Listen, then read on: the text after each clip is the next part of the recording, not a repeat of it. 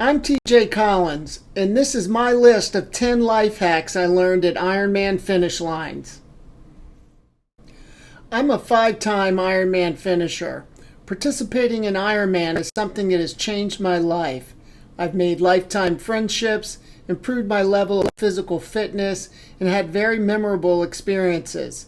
The finish line of an Ironman is a magical place, and crossing the finish line is at the top of the list, along with my wedding day and watching my daughter being born.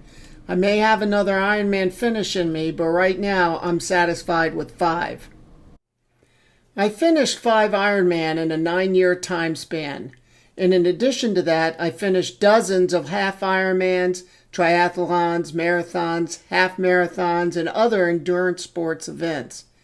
Training for these races, I learned a lot about the sport, about life, and about myself. And this video is about 10 life hacks I learned at the finish line of Ironman. The first life hack is to have a goal. I first got into triathlon in 2003. A mentor of mine had died of cancer. A friend of mine who had the same mentor lost his son to leukemia. He got into team and training as a fundraiser for the loss of his son. To help me deal with my grief, I joined in, and after the first workout, I was hooked. I loved the swimming, cycling, and running, and the camaraderie of the team. At an early workout, a teammate had an MDOT hat, and I asked him what that was for. He proceeded to tell me about Ironman, a triathlon where you swim 2.4 miles, cycle 112 miles, and then do a full marathon, or 26.2 miles.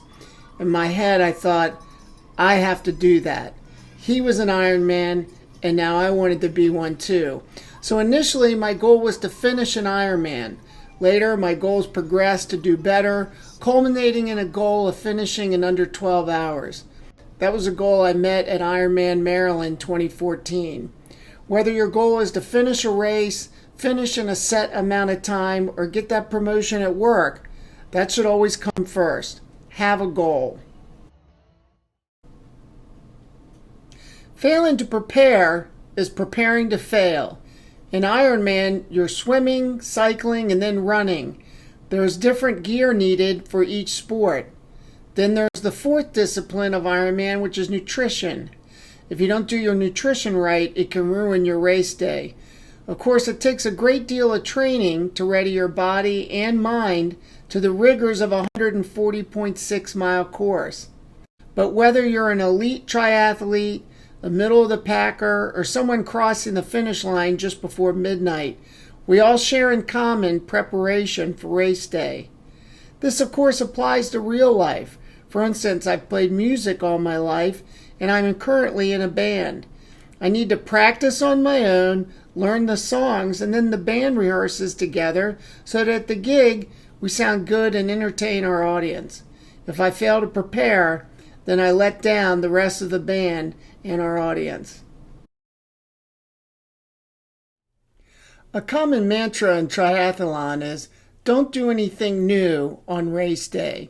You don't want to wear a different wetsuit than what you trained in, change your bike setup the day before, or try a new pair of running shoes during the marathon. As my meemaw used to say, you dance with who brung ya. Of course, at Ironman Florida in 2008, I went with a new sleeveless wetsuit and got severe chafing on my neck, which resulted in suffering some, especially towards the end of the run. I've applied this at work when managing people. I'm not trying out the new software package or putting into practice something I recently read in a business book when I'm getting the team ready for a big project. I stick to what has worked during training. Don't do anything new on race day. Expect the unexpected. Another thing that happened at Ironman Florida 2008 started at Transition 1. That's when you go from the swim to the bike. I'd put my bike gear on, and the last thing I was going to put on was my sunglasses. It was a very sunny day, but I couldn't find them. I checked all through the bag, I looked all around me on the ground, and I couldn't find them anywhere. The clock was ticking, so I just headed out for the ride. 112 miles on an extremely sunny Florida day with no sunglasses. To top it off, 2 months before the race, I had had surgery in one eye for a detached retina and repair of a tear in my other eye. Talk about unexpected. My training was just ramping up to its peak, and I was out of commission for almost a month and actually didn't swim again until the week before race day. But when the unexpected happens, we deal with it. I finished Ironman Florida with a time of 12:05, which was my personal record or PR at that time. And expect the unexpected to happen, then deal with it. Control what you can.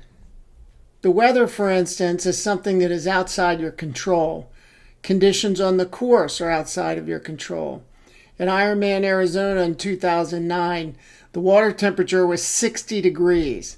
This had an impact on me as my legs cramped up less than halfway through the swim. It almost sent me into a panic. I'm swimming with 2,500 other people around me, and my legs are seizing up and dragging me. The dark thoughts started coming into my head. What are you doing out here? You don't deserve to be out here. You're going to drown out here in the Tempe Town Lake. You're definitely not going to finish this race. But then the thought comes into my head, control what you can. Can you stroke? Yes, so keep stroking. So you're dragging your legs and it's slowing you down. Just keep going and change that attitude. The one thing that I can control is my attitude. And I always try to have a positive attitude. My biggest teacher about lack of control is being a parent.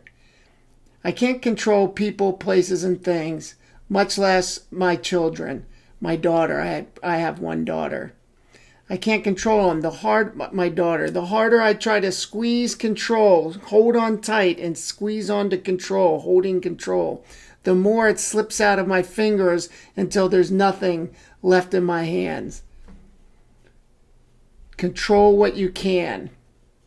You can't control people, places, and things. You can't control the weather.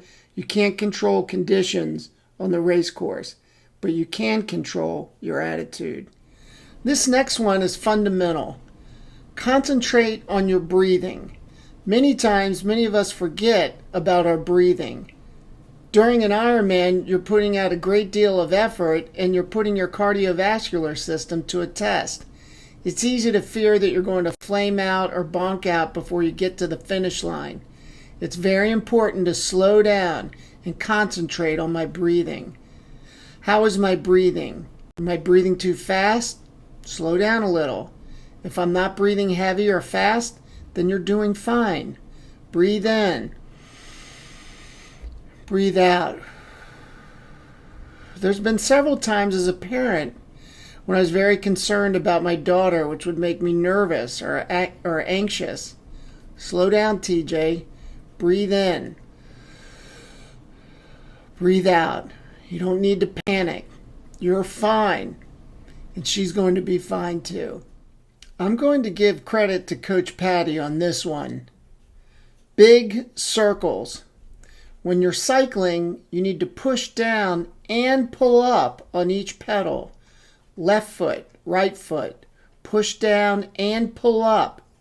Think of your feet going in big circles. You need to work your quads and the other muscles in your legs too.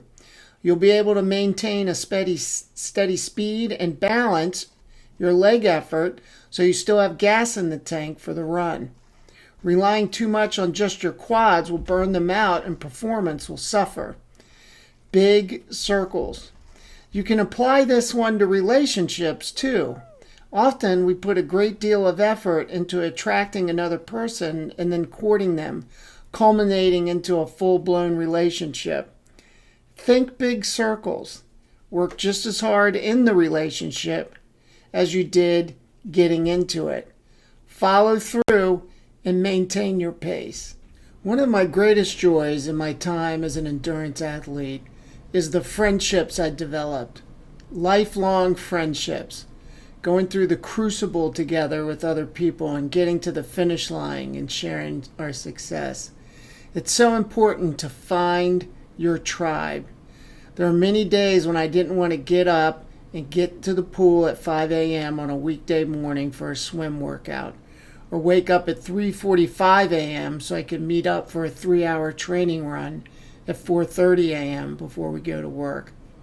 Or clip in for 100-mile bike rides on 90-degree days in 90% humidity.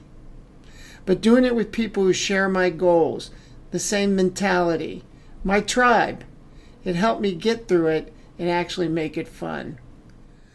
To compete in Ironman, you obviously have to be a competitive person. You have to have that ambition and that drive. And it is indeed a race. You want to beat the other guy. And as I was a middle of the packer, I never won an Ironman race, nor was I in the top 10 of my age group. But I did finish each time. And what I came to realize is that it's me against me, not me against you. I want to beat what I did yesterday. And applying this to life, when I divorced my first wife, the mother of my daughter, initially I felt like I was in a race for my daughter's affection. I wanted to be thought of by my family and our friends as being the better parent. But I quickly realized that this was dumb and didn't do anybody any good. I needed to focus on being the best dad that I could be. And when I made mistakes, and trust me, I made plenty of those, that I would learn from them and improve the next day. It's me against me, not me against you or them. There's nothing like an Ironman finish line.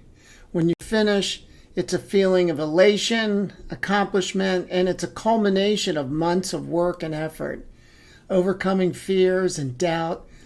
Things come up during the training year that you can't control, and you need to overcome them.